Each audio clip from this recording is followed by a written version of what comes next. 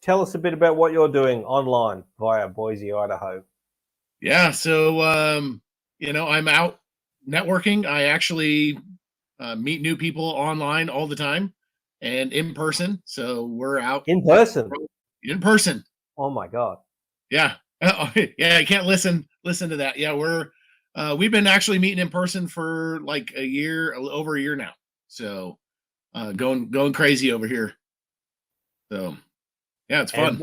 And what's it all about? What's your ideal prospect? Who are the people you want to meet?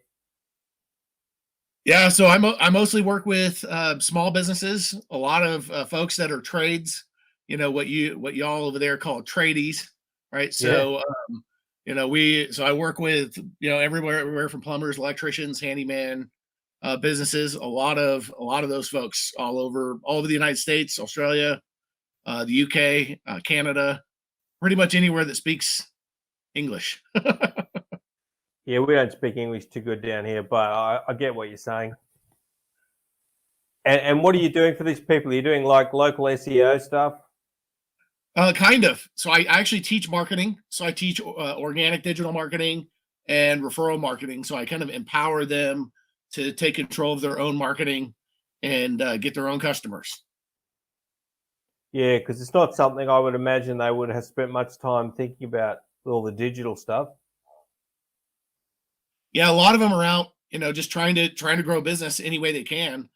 And most of the time, because they don't have an education or background in marketing, they hire a marketing agency to kind of take them through the process. So a lot of them can't afford that, or they're not at a point where they have a budget big enough for the marketing agency to really bring them enough customers. So I kind of play that role if I come in to a business that's maybe in the first 2 or 3 years of doing business. So even startups to 2 or 3 years old, and I help them grow their business. Although I have a lot of customers that have been in business, 10 or 15 years, and they have staff members that they want to enable to do the marketing for them. It must be difficult for these types of tradie type people. How do they get to? I mean, they're sort of doing everything in the business already, and how do they sort of scale up where they're not also answering phone calls and booking customers and all of that as well? Sure. So there's a lot of advice that goes into that. So usually with those type of businesses, they've got a spouse or a kid or somebody else in their family, or when they're starting up, that's helping them with the marketing stuff and answering phones. And then eventually they're going to need to outsource that, or they're going to need to bring a staff member in that's going to answer those phones for them. If you're say a plumber and you're getting 5 to 10 phone calls a day consistently, and you're out doing plumbing work, you don't have time to take those calls. Yeah. So, we kind of help them through that process, obviously getting the customers, and then, what to do next once their business starts growing. And what's the number one method for you of acquiring these people? For me, it's referrals. So in the United States, it's easier because I'm part of networking communities, and like I said, we've been meeting in person. So I can actually go and meet with those people in larger groups.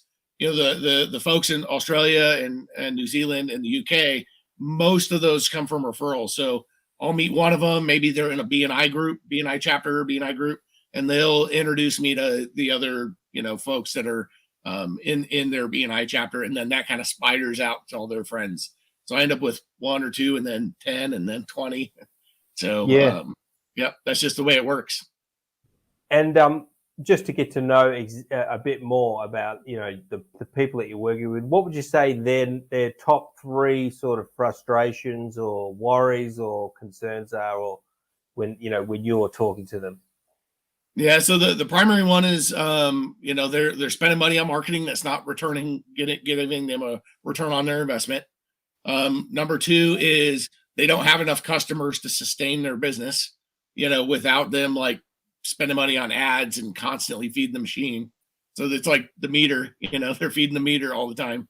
And the third one is that they don't have staff to take on the business as it's growing.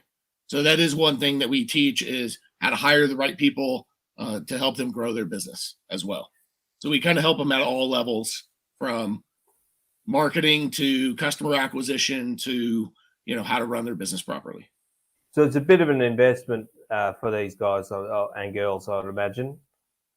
The amazing thing enough, it's not. So to work with us is $27 a month, and they get access to all our coursework, and they get into our Facebook group, and we run Facebook Lives in there, so we answer their questions live on there as well. That's included for the $27. Wow, that's great. That's a monthly membership. So how long did that take you to build that up? Yeah, so I've been working on it for 7 years. So I started with, in-person workshops, and then moved to Zoom workshops as my reach expanded more global or national, internationally. And then, I moved to an online e-learning platform almost completely when COVID started. So I'm like, I got to make this more accessible and more affordable to people. Instead of me selling somebody a workshop ticket for $500 or $1,000, how can I make it so folks who are kind of struggling can play? And then I realized that, my goals is really to help 1 million business owners get money and time freedom. The only way I can do that is make it so that money is not the barrier of entry. So almost every business owner can afford $27. And that really allows me to go out and service unlimited businesses. Interesting. When did you put that price down to such an affordable level? How long have you been doing it that way? Yeah, so we actually started that in April of 2020. You can imagine what, kind of what kicked that into gear. My wife and I eat breakfast at a breakfast restaurant. And when we both eat breakfast and have a cup of coffee, it's $27.11. And so I said, let's make this cheaper than breakfast. So that's how we came up with the pricing. It's not any kind of science to it.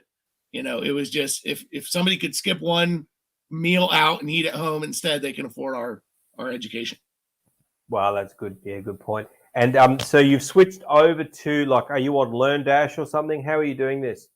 Yeah, so I'm actually using Kajabi on the back end. So, but it's doworkuniversity.com is our website, but it does sit on top of Kajabi's platform. I've tried a lot of different ones, but no particular reason I landed on that one other than it does what I want. Well, Kajabi's got a whole lot of other stuff as well. It does all the landing pages and all does it do your email as well? I don't do the emails through it other than for the customers. So whenever we release new material, we email them out through that. But we run our landing pages and stuff like that through Kajabi as well. Awesome. All right, I'm just going to try and put your website on the screen there. Yeah, I probably should have learned how to do this before I went live. All right. What's the URL? It's www.doworkuniversity.com. Okay. So if you want to do work university. And what's your main sort of entry point, front end course key flag product that you send people to? Yeah, so it's just that Do Work University product. So it's $27 a month. And on there is like Google My Business, which is now Google Business Profile, Nextdoor, Facebook, LinkedIn, Alignable. So you've got all your local marketing on there. And then also I teach time management. A lot of people are having, their number one problem is they can't do their own marketing because they don't have enough time. So I give them time management tools so they have enough time to do that. And then, also in there is other tools that they can use to automate some of the marketing. So I teach them step by step, click by click, how to do it. So because most of my customers are not technical, I've made it so that the education can be used by almost anybody. If you have a computer, a PC, or a Mac of any kind, you can do it. Wow, yeah, that's interesting. Yeah, because I can imagine, teaching trading. My brother's a tradie, and trying to get him to do a live stream or something, it just wouldn't happen. Right. Yeah. We make it for people who can't even use their phone properly. So Cool. Yeah, yeah. And there's a lot of people out there that they are either coaches or they are in a position where they're starting to think maybe I need to create courses online and build this kind of environment. What would you sort of offer them as advice? What would be the first thing they should do to set up? You know, how you've set your whole business up as like a learning portal with a monthly subscription. Yeah, if you're trying to build a business model like that, the first thing you want to do is go pre-sell it to people. So there's a way to judge whether the market's going to buy whatever it is you have, and that's to go actually sell it and say, hey, I'm giving you a pre-sale price. So what I did was I went out to the market and said, hey, I'm going to give you a lifetime access to this for the first 100 people who buy it from me. And maybe you sell it for $300 or whatever the number is, right? So then what you get is, that initial, inflow of income so that you can pay somebody to develop it for you. I'm fortunate that my wife has a background in graphic design and building stuff out, so she built it for me. But most of the time, folks who are like coaches and those kind of things don't have somebody like that. So they're going to need to pay an expert. Otherwise, they're going to spend all their time, whether it's Teachable or Kajabi or whatever, they're going to spend all their time messing with it. I usually recommend hiring an expert to do it. So don't ask me, I'm not the expert, but I will tell you that the people who are successful in making money at it hired somebody to do it for them. Almost all of them. Yeah, well, it's pretty interesting that you had the idea, pre-sold the idea, and then thought, okay, now I'm going to try and build it. Was that a bit stressful? I just built a ClickFunnels funnel, and went, so I could collect money, integrate it with Stripe, and then I just went out to the market and said, hey, this is what I'm building. I'm going to have Google My Business and Nextdoor and LinkedIn and Facebook on there right away. And so I'm going to give you lifetime access to it. I think I sold it for $500, right? And so when I got 100 people to buy it from me, then I had the money to go, spend on all the stuff I needed. So what the mistake a lot of people make is they build it, then sell it, then they realize the market doesn't want it, exactly what they're selling, so they have to pivot after it's already built. So sell first, then you've got revenue, and if you got to pivot later, you at least you have a steady group of customers who are already buying from you that you can get reviews from, right? So you can get those 100 people to write Google reviews for you. Yeah, very good. Get the social proof. And so you do a lot of referrals, but do you do much in the way of paid advertising? What are your thoughts on that? I actually don't do any. So, I think I'm the rarity, especially since Russell Brunson from ClickFunnels lives right over there, and, he lives, and his office is literally a block from my house too. Really? So have you seen him around? Oh yeah. Yeah. It's fun. It's a small area. So we've flown to events on the same planes, and he's actually been here a long time and run multiple businesses here. So I've seen him at networking stuff over the years. Great guy. Him and his wife are excellent people. So, part of that process is, you build a funnel, you have products, you drive people into it, and then you spend all this money on Facebook ads. But the reality is a business like mine, it's relationship driven, right? So I'm going to go get one of those tradies with their business, and they're going to go, wow, this changed my whole life. Maybe they're a carpet cleaner. Now they're getting 5 to 10 new calls a day organically.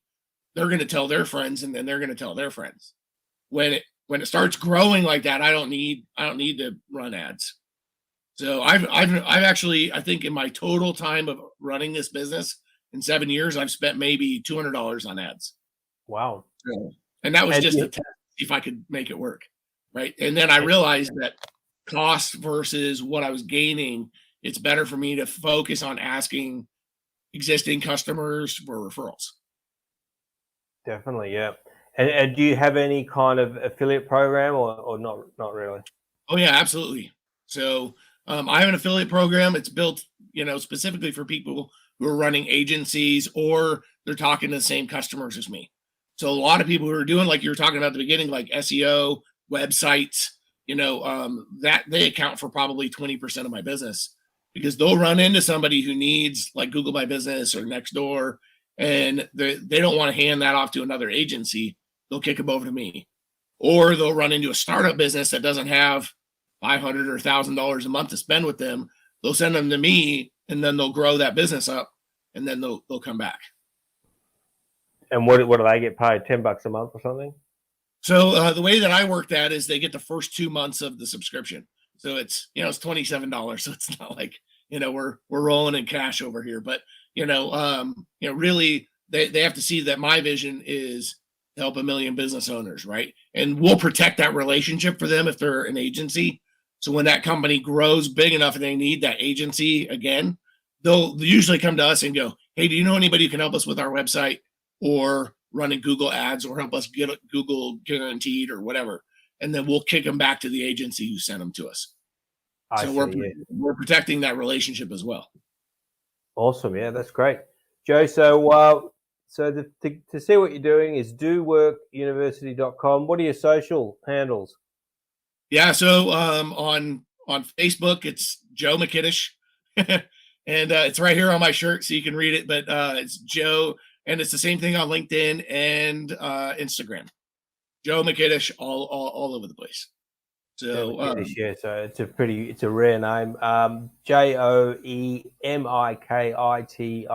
I wish I knew how to show your name. Right. Yeah, you got it. I don't know how to work any of this. Like I just click record and then work it out as I go. Pretty bad. All right, awesome. Well, thanks for joining us, Joe. It's a lot of interesting info there for people, especially ones that are thinking about maybe switching what they're doing and getting onto a learning platform.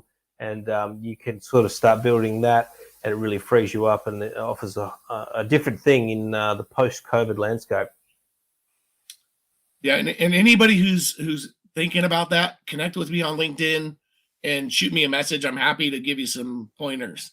So, we do, a significant amount of revenue on there, and I can kind of tell you, I've talked to hundreds and hundreds of people through the Kajabi Heroes Facebook page, and I can tell you what's working and what's not working so that you don't make the same mistakes we did at the beginning and what I see other people doing.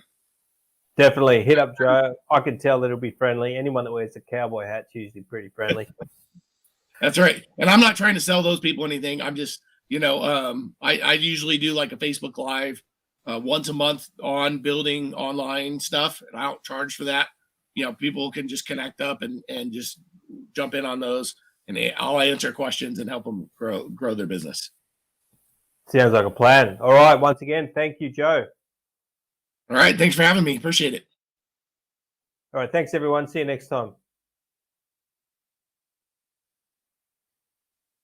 Good work, Joe. Short and sharp. I thought that was good. Good.